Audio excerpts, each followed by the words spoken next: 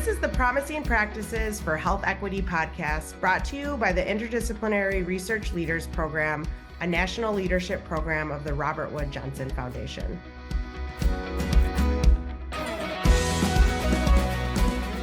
Welcome back to Promising Practices for Health Equity, a podcast created by the Interdisciplinary Research Leaders Program, affectionately known as IRL, a national program funded by the Robert Wood Johnson Foundation.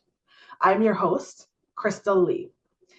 Our last two episodes featured our StoryJAM, where we shared the stories that were told by several of our IRL fellows and alumni at the final IRL Minnesota Leadership Meeting in 2025. The StoryJAM was expertly facilitated by our friend and colleague, Luis Ortega of Storytellers for Change. And today we are excited to share a special bonus episode from the event. It's a live, unfiltered story that is real, raw, and offered with courageous vulnerability. Luis, tell us about Undocumented Time. Community. Let me begin by setting the stage. A few months ago, at our IRL closing gathering in Minneapolis, I had the honor of facilitating and hosting a narrative workshop and StoryJAM, an invitation for members of this community to share their stories, witness each other, and practice presencing.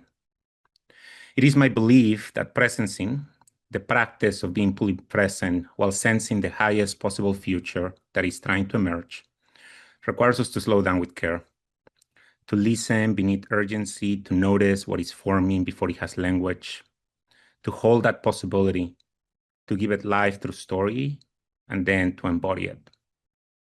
So to prepare to host our StoryJAM, just as I invited the IRL community to reflect and craft their stories, I too began writing. I titled my narrative Undocumented Time, and I am here today to tell you more about it. Take a deep breath with me. Breathe in, hold it, and breathe out.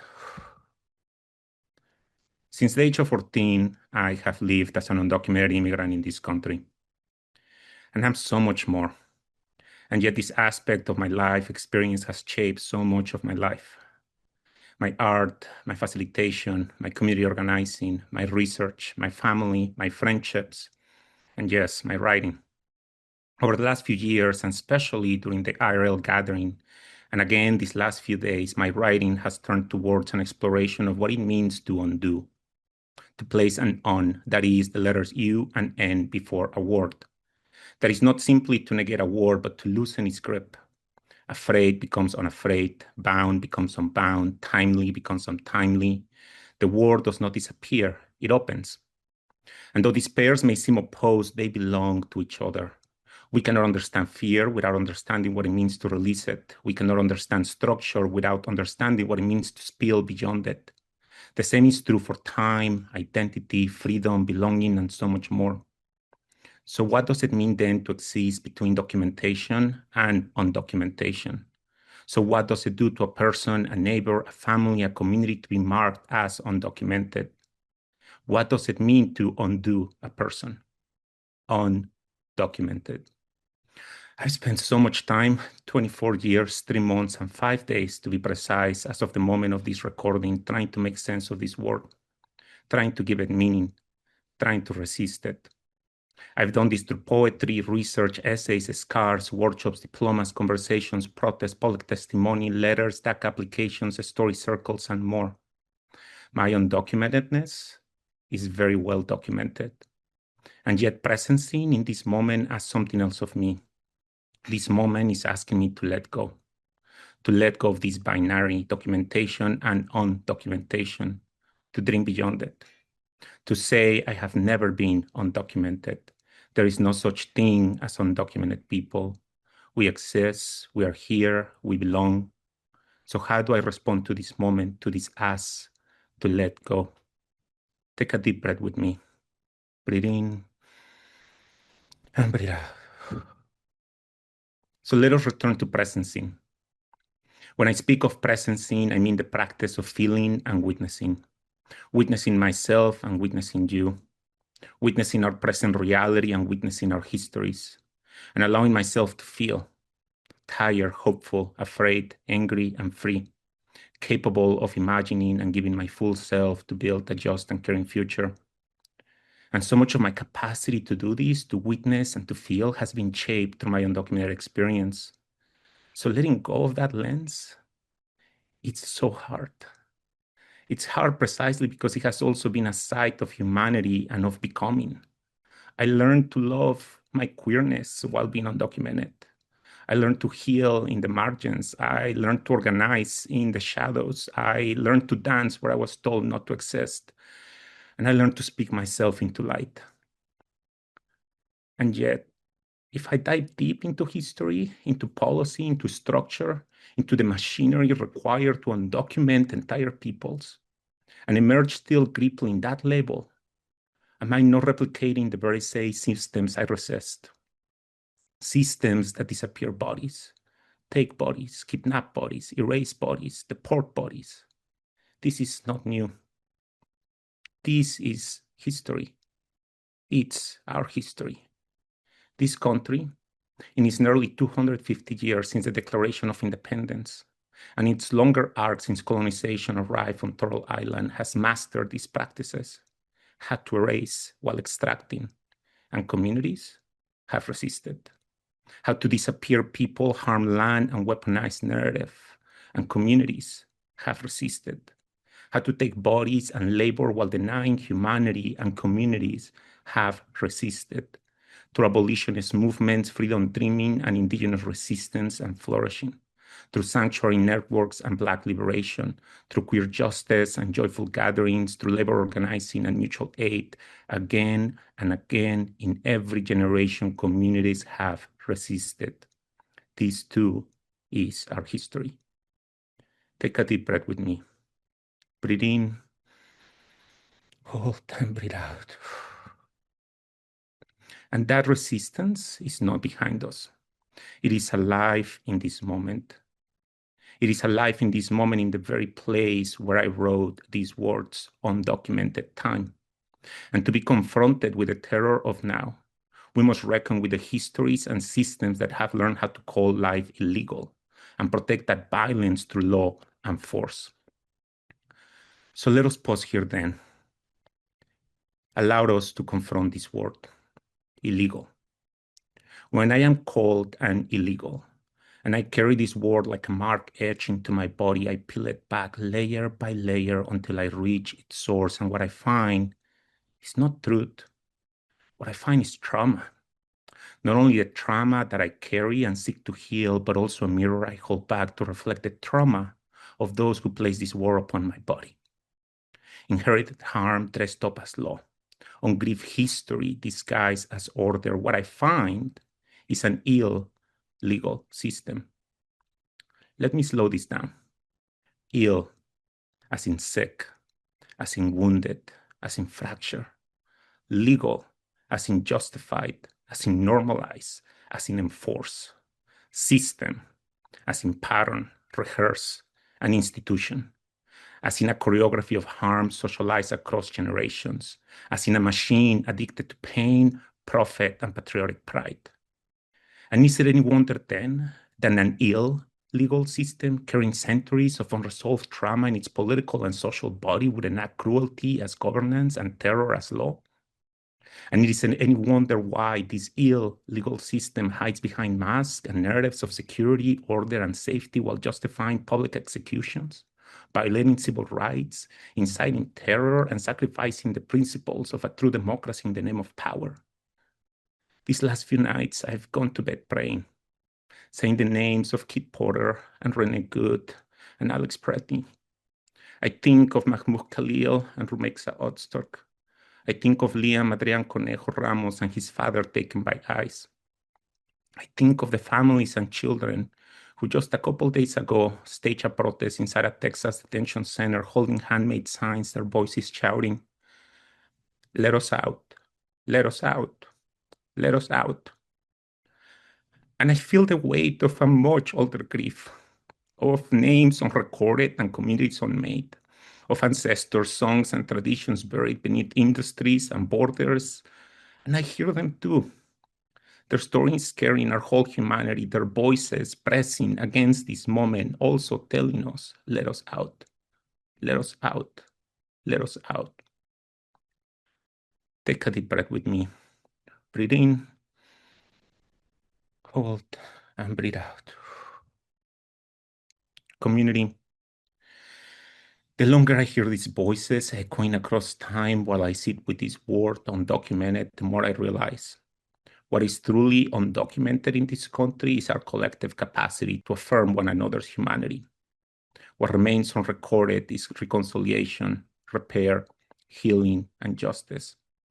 If undocumentation is the machinery of disappearance, then perhaps our work is the unwavering act of caring presence, to say the names, to carry the stories, to witness each other, to refuse the lie that any life is illegal, to organize and resist in loving solidarity, and perhaps most importantly, to be untimely. Undocumentedness has taught me a lot about time, how it stretches and contracts, how it disciplines and confines, how it moves and withholds. We're taught that justice must be efficient. We're disciplined by urgency, deadlines, appointments, court dates, filings. We're rushed when obedience is required, when compliance is demanded, when extraction is at stake. And yet we're also told to wait, to be patient, to accept delay. We're slow when liberation is at stake. Our time is managed, metered, regulated. So time becomes another border, another wound, another name for control. Waiting becomes a condition of living, a posture the body learns. In this way, undocumented life is governed by a contradiction, constant urgency paired with endless postponement. We are rushed and stalled at once. So undocumentedness has taught me that liberation requires us to be untimely. Untimeliness is a refusal to follow the rhythm of a well-rehearsed system that relies on compliance. To become untimely is to break the temporal grammar of hierarchical and supremacist structures and ideologies. Untimeliness means to slow down when we're commanded to rush, to rest when we're told to perform, to love when we're trying to harden, to care for, with, and for each other when we are pushed to survive alone. Untimelessness is how futures are born. In pauses, in deep breaths, in moments of reciprocity where we acknowledge our freedoms are intertwined. Untimeliness is to become the unexpected, ripple that shifts our timelines. So let us practice the unexpected. Unexpected solidarity, unexpected tenderness, unexpected rest, unexpected joy, unexpected love. Let us go of our own doing. Let us commit to be the healing. Let us become untimely together because we exist, we are here, and all of us belong. Take a deep breath with me. Breathe in and breathe out. So let's return to StoryJAM. I'm standing on the stage and a microphone is trembling slightly in my hand. My chest feels tight, much like it feels tight right now, and my breath is shallow and I'm nervous. And beneath that nervousness, I sense something else moving, a longing to release, to loosen the grip of all I have been carrying, to let go of what has lived in my body for 24 years. I begin to speak. I begin to give language to the weight, to the memory, to the love, to the grief, to the becoming of unbecoming of living an undocumented life. This piece is called Undocumented Time. Thank you for listening. Thank you for holding this time with me. Love and care, community. Love and care.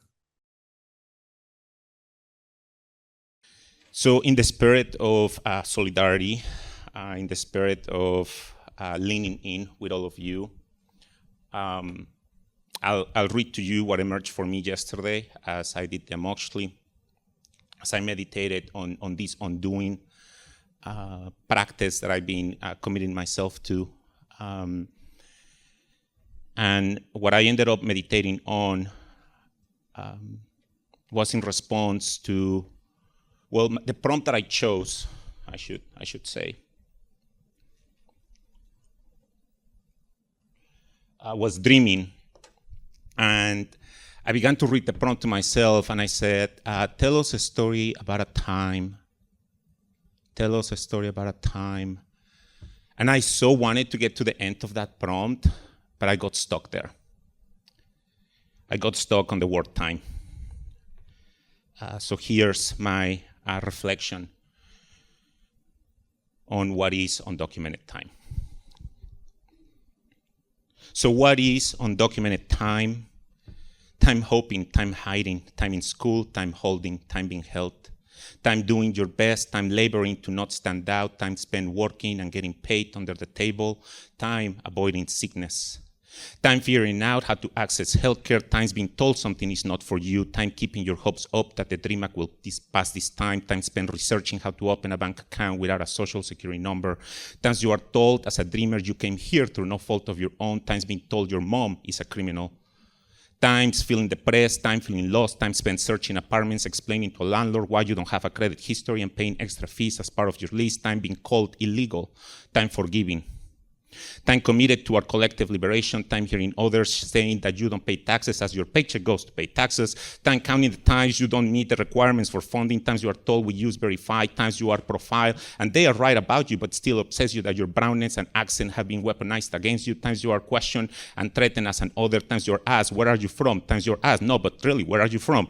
Times you have to lie, times you are asked, when is the last time you were in Mexico? Do you visit often? Times you have to defer a question about traveling and war, times you have to decline invitations to visit Canada or attend a friend's wedding taking place abroad, time celebrating birthdays, time writing letters, time running out, time when your grandmother passes away and you can see her one last time, time you couldn't, times you counted the days until the implementation of the Real ID Act, time protesting, time writing speeches, time organizing, time teaching, time envisioning, time theorizing, time in liminality, time reframing my undocumentedness, time avoiding being disappeared, time articulating pain, time in therapy, time counting time, months, years, decades, away from Tenochtitlan, away from my homeland, away from my dad, away from my sisters, time wondering what and where is home, time protecting our collective humanity, time dancing cumbia, moving to the beat of ancestral rhythms, time with friends, time flourishing, time thriving, time witnessing, time experiencing the weaponization of your resilience, times you are celebrated, times you celebrated the postponing of the Real ID Act, time to adjust your life to the Real ID Act, time you are now spending planning elaborate trips across the country to avoid air travel to see your mom and continue doing the work you love,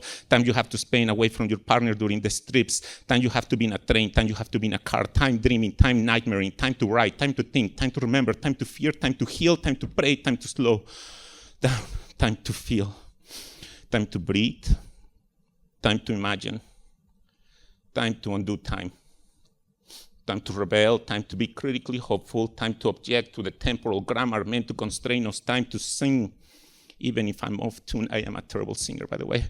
Time for poetry, time to let go, time for the new to emerge, time to scream, time to proclaim, I'm not undocumented. I've never been undocumented.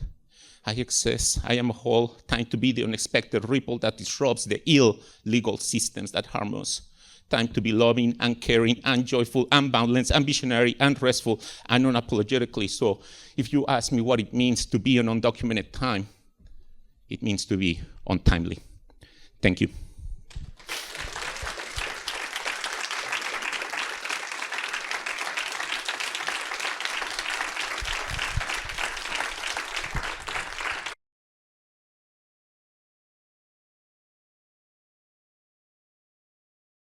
Thank you, Luis. Thank you for sharing. For me, being in the room as you shared your narrative, Undocumented Time, it was a truly immersive experience. I'm an immigrant myself, but it really helped me to feel the weight of the reality that so many people carry in silence. It really highlighted to me the extreme diversity in the immigrant experience. And so thank you again for sharing. Listeners, if you enjoyed today's episode, if you learned something, if it touched you in any way, and you'd like to help support the podcast, please be sure to share it with a friend and post about it on social media. If you feel like going above and beyond, leave us a review on Apple Podcasts or give us 5 stars on Spotify.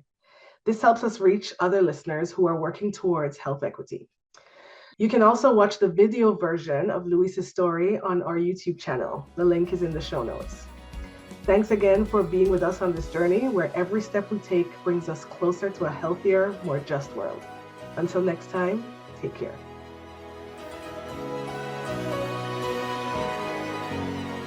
Promising Practices for Health Equity is produced by the Interdisciplinary Research Leaders Program, a national leadership program of the Robert Wood Johnson Foundation. A special thanks to our guests, our production team at Studio Americana, and to you, our listeners, for being a part of this important conversation.